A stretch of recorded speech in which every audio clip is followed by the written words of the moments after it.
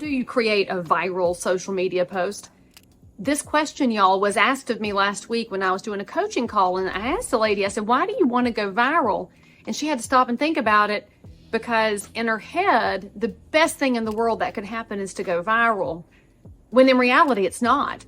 I want you to think about what your social media content looks like and what your desired outcome is. In fact, I'm going to give you a homework assignment right now.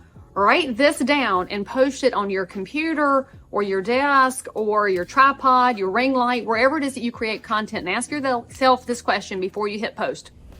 What is my desired outcome from this post? Because you don't really want to get started until you know what the end goal is. If your goal is to go viral, okay, great. You have clicks and views. And what do you get from that? The algorithms don't pay most of us. In fact, the algorithms are going to determine who sees your content. You got to ask yourself, though, once somebody sees it, what are they going to do with it? If you get 50 million views from around the world, but you're a realtor in Concord, North Carolina, or in Harrisburg, North Carolina, or in Kansas City, Kansas, or in Springfield, Ohio, wherever you are, if 50 million people around the world see it but have no intention of supporting your local business, then what was your point? We get so hung up in what are lovingly called vanity metrics, and that's the number of clicks, the number of views, the number of shares. And in fact, it's pretty appropriate that we call them vanity metrics, because one of the risks of going viral is that you start attracting bots. You start attracting pretty nasty people who want to tear you down, or who say ugly things about your hair. I love my hair. I don't really care what the bots say. But that outcome isn't going to benefit my business. It might actually tear me down. Viral content can do as much to hurt you as it can to help you.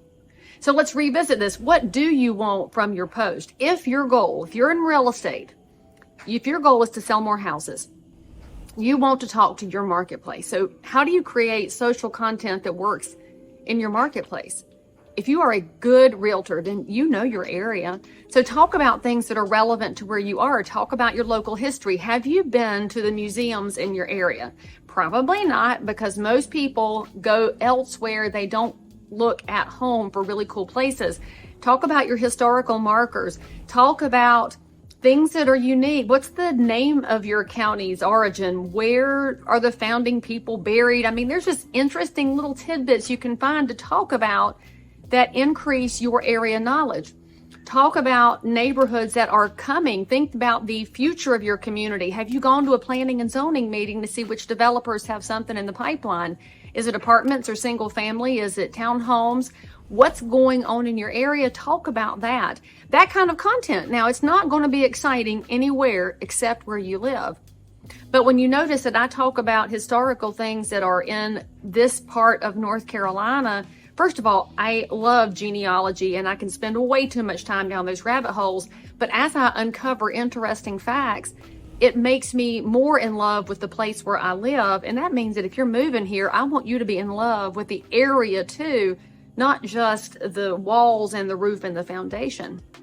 So when you're thinking about this desire to have people look at your content, this is what you should ask yourself. What's my desired outcome? My desired outcome is to create engagement in this county that will also eventually benefit my business. I don't have to help somebody buy and sell today. I mean, I kind of do, but that's not the end goal. The goal is that people start following and they get interested in the content, and maybe, just maybe, they feel like I'm a trusted local person, so that one day when they buy or sell real estate, they'll call me.